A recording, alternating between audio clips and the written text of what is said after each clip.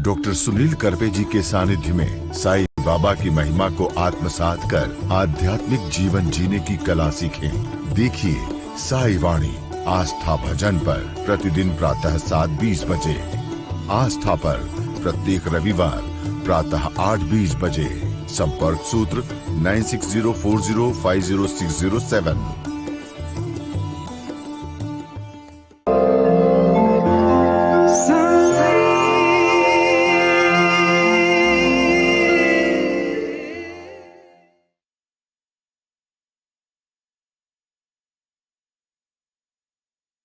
साई तेरे चरणों में कोटि प्रणाम। साई तेरे चरणों में कोटि प्रणाम। साई तेरे चरणों में कोटि प्रणाम। साई तेरे चरणों में कोटि प्रणाम। शरण में ले लो साई प्रभो। शरण में ले लो साई प्रभो। शरण में ले लो साई प्रभो। शरण में ले लो साई प्रभो। नमस्कार, मैं आप सबका स्वागत करता हूं। मेरे प्रिय आत्मन, विश्व के मेरे सभी भाई बहन और साईं बाबा को साईं वाणी सुनने वाले मेरे सभी मित्र, साईं वाणी का जब विचार रखता हूं मैं, तो आप सोचते हो कि मैं क्यों इतना प्रयास कर रहा हूं, क्यों पूरे विश्व का भ्रमण करके मैं अभी ये साईं वाणी घर घर तक पहुंचाना चाहता हूं। क्योंकि हमें एक नया और विचार देने वाला, बहुत अच्छा, प्रगल्भ, सुख, शांति और समाधान से भरा हुआ साईं का शिष्य परिवार और समाधान भरा हुआ देश निर्माण करना है। हमारा देश बहुत बड़ा देश है, अंतिम पुष्प है और एक नई शुरुआत है। ये छोटी सी कहानी से मैं आज की साईं वाणी को प्रारंभ कर रहा हूं। आपको सबसे पहले याद रखना पड़ेगा, श्रद्धा और सबूरी, सबका मालिक एक। प्रारंभ करो और जारी रखो, और यही एक विचार आपको कहां से कहां तक लेके जाएगा, इसकी मैं छोटी सी कहानी बता के आज मैं बहुत महत्वपूर्ण बात आपको बताने वाला हूं। शांति से आपको सुनना है। एक विश्वास है मुझे, अभी अभी मैंने इस विचारधारा को अपनाया और जीवन में कुछ अच्छे बदलाव लाना शुरू किया। ये बदलाव जब आए तो जीवन में बदलाव लाना शुरू हुआ। कौन से बदलाव? दूसरे महायुद्ध के समय की ये सच्ची कहानी है, जो विचारधारा के प्रति है। लेकिन आप सबको ये विश्व की निर्मिति बहुत बार हुई है, लेकिन एक फूल, एक अंतिम फूल, अंतिम पुष्प और नई शुरुआत, इसके बारे में मैं कहने जा रहा हूं। आज भी साईं वाणी एक नए समाज का एक पुष्प है, और उसी पुष्प से हमें नया जीवन खड़ा करना है। और इसकी शुरुआत ठीक से सुनिएगा। दूसरा युद्ध शुरू हुआ था उस समय, और पूरी धरती में आपस में झगड़ के, पूरी धरती पे लोग इतने झगड़ रहे थे कि वहां बॉम्ब डाले गए और पूरी धरती नष्ट हो गई। पूरी धरती नष्ट हो गई। कुछ लोग चिने गुने बचे और एक फूल बचा। कोई, किसी के चेहरे पे हंसी नहीं थी, हर कोई निस्तेज था, कोई देख नहीं रहा था, किसी को कोई सपना नहीं था, कोई आत्मविश्वास नहीं था, कोई सुख नहीं था, कोई शांति नहीं थी, कोई समाधान नहीं था, और कोई किसी से किसी भी प्रकार के व्यवहार करने के लिए लायक नहीं था। दुखी था हर कोई। एक फूल था, बहुत बहुत ऐसा उमला हुआ, बहुत अच्छा फूल, एक ही फूल था। वो लड़की बोल रही थी छोटी सी, देखो एक ही फूल है पूरे धरती पे जीवित, वो कितना प्रसन्न फूल है। कोई नहीं सुन रहा था, बट उसी के उम्र का एक लड़का उस लड़की को चाहता था। उसने उस लड़की की बात मानी, और जैसे उस लड़की की बात मानी, वो बहुत खुश हो गई, बहुत खुश हो गई। और फिर उसने देखा दोनों ने एक साथ आके कि एक छोटी सी मधुमक्खी उस फूल पे आके बैठ गई, और जैसे उस मधुमक्खी फूल पे आके बैठ गई, उस फूलों से बहुत सारे अंकुर निकल गए, उड़ गए इधर उधर, और फिर अलग अलग जगह पे बिखर गए, और वहां दूसरे बीज अंकुर गए। मैं बहुत बार कह चुका हूं, एक बीज अगर धरती को अच्छी तरह से बोओगे ना तो उसका पेड़ बनेगा, उसी के बहुत सारे पेड़ बनेंगे, और पूरे धरती पे एक बीज हरियाली बना सकता है, याद रखना। और इसके ऊपर मैंने किताब भी लिखी है, विचारों का बीज, आप जरूर पढ़ना।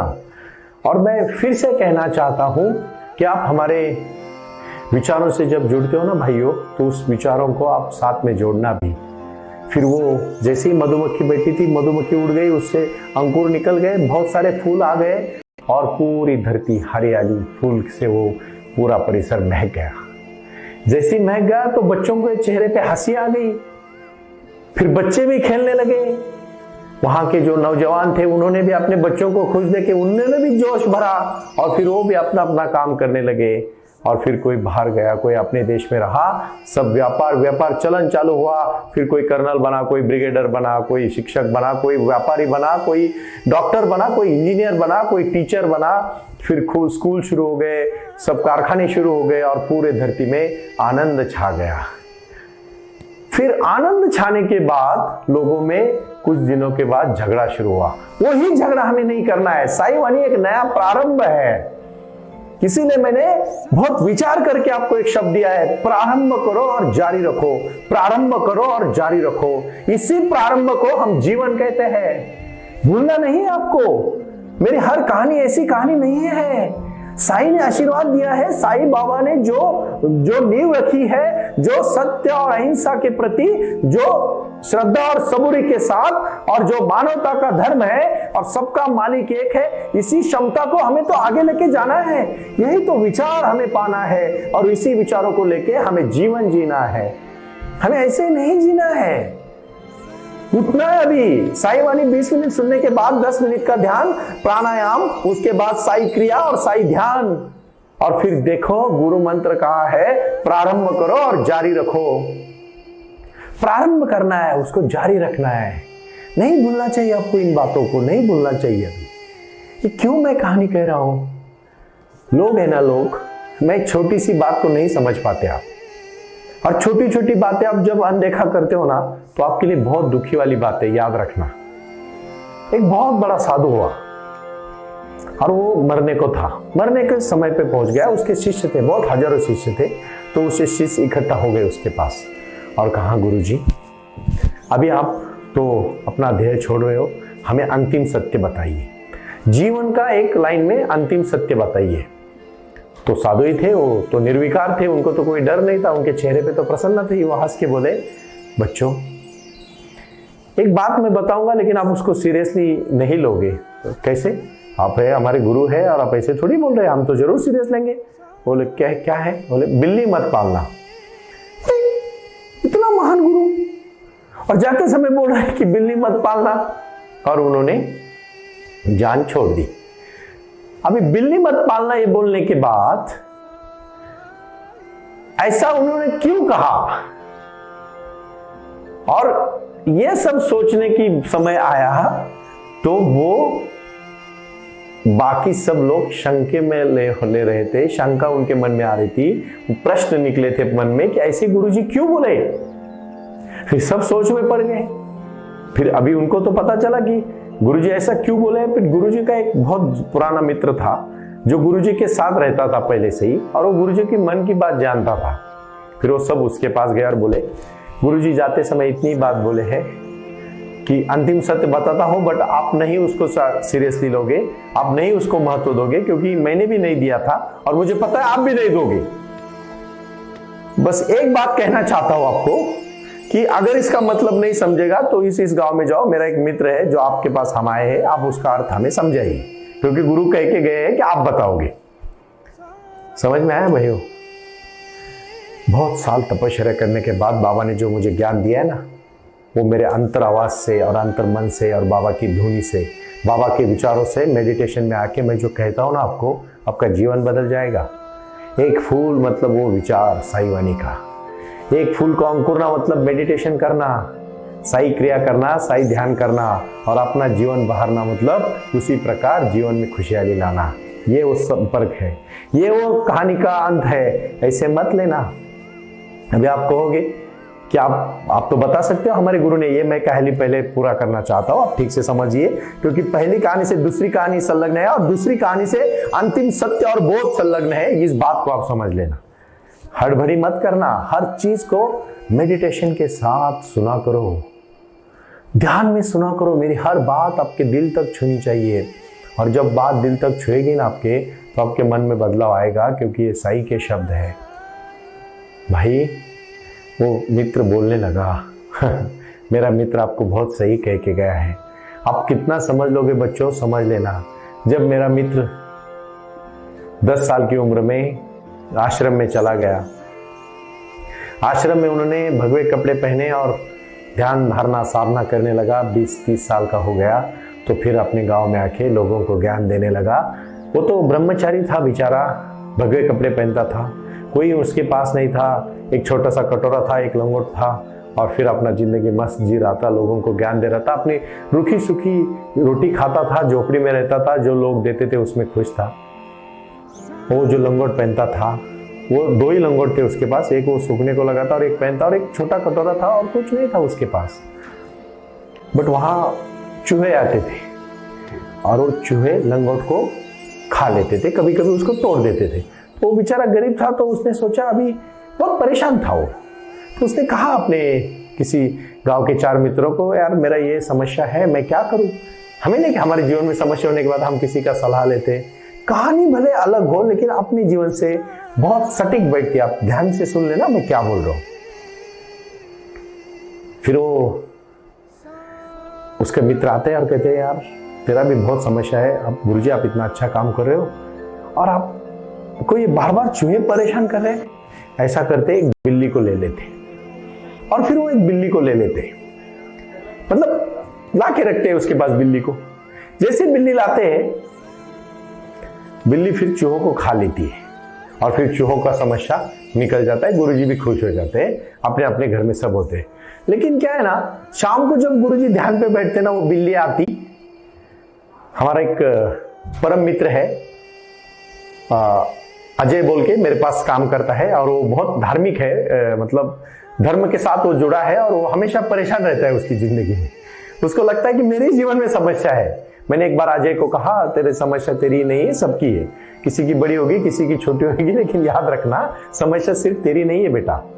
उसी प्रकार जो गुरुजी के पास वो जो उसका लंगोट खाता था कोई चूहा, और जब चूहा लंगोट खाता था तो उसने बिल्ली रखी। अभी बिल्ली जब गुरुजी ध्यान पे बैठते थे तो वो आवाज करती थी, क्योंकि उसको खाने को कुछ नहीं था, तो आजू बाजू वाले लोग उसको दूध ला के रखते थे। अभी दूध लाना शुरू हुआ, 2 बार दिया, 3 बार दिया, 4 बार दिया। लोग कितना सपोर्ट करते, लोग ज्यादा सपोर्ट नहीं करते। कहा है ना, मैंने कहानी आपको बताई थी पहले कि जब एक बूढ़ा, उसकी आंख निकल जाते हैं, खराब हो जाते हैं, और उसकी आंख खराब होने के बाद उसका 3 बेटे होते हैं और 3 बहू होती है। तो बड़ा बेटा बोलता है, पापा जी आपके आंखों का ऑपरेशन करेंगे? तो पापा कहते हैं, बेटा मेरे को क्या जरूरत है, अभी मैं 80 साल का हो गया, अभी कितने बच्चे हैं मेरे, अभी वैसे भी मेरे की क्या जरूरत है, तुम मेरे 3 बेटे हो, तुम दोनों के 6 आंखें और मेरी 3 उनको 6 आंखें, 12 आंखें हो गई, मुझे क्या जरूरत है। एक दिन उनके घर को आग लग जाती है, सब बाहर भाग जाते हैं, घर वाले जो बाबूजी होते हैं अंदर ही रहते हैं। बाद में उनको सबको याद आता कि बाबूजी अंदर है, तब तक बाबूजी मरे होते। अपनी खुद की आंख होनी चाहिए, समझ लेना। मैं बहुत कहानी बता रहा हूं, लेकिन कहानी से अपने जीवन से सटीक संबंध है।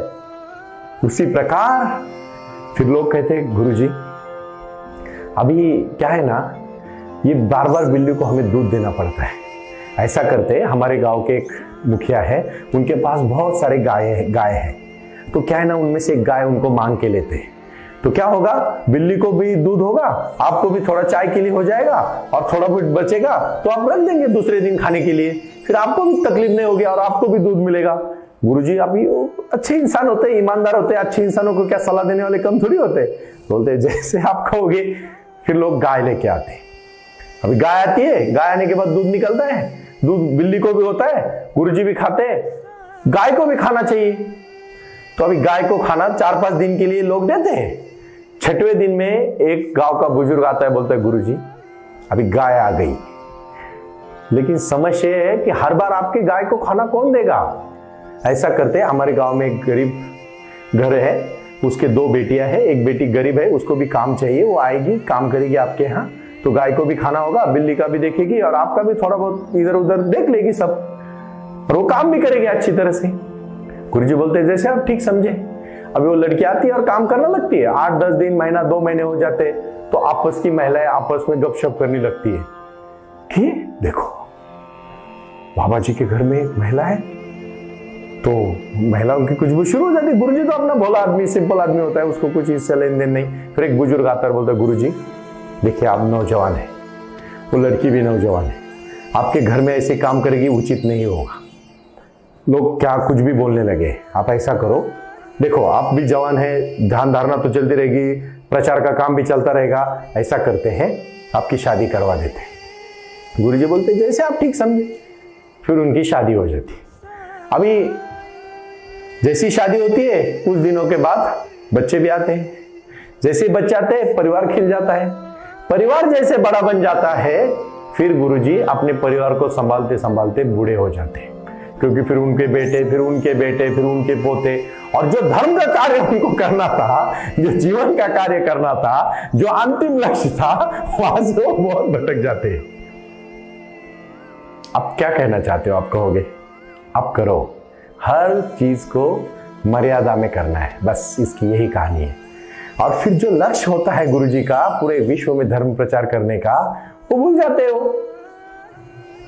तो अभी आपको समझ में आया कि गुरुजी ने अंतिम सत्य कहा था कि अगर आप अपने जीवन में सच्चा कार्य करना चाहते हो तो बिल्ली मत पालो। और बिल्ली कहां तक पहुंच गई कि अंतिम सत्य तक पहुंच गई है।